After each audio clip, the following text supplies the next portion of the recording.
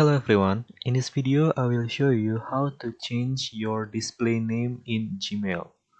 First of all, open your Gmail account and then click on the gear icon in the top left corner.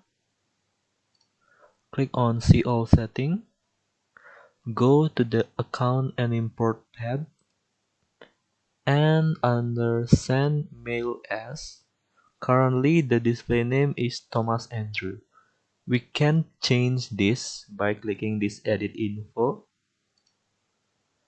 Click this radio button and type the display name that you want to display to the recipient. Let's say testing, and click on the Save Change.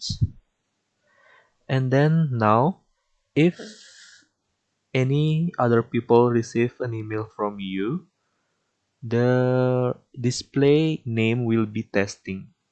So yeah, that's how to change the display name in Gmail. If you like this video, please subscribe this channel and see you in the next video. Bye.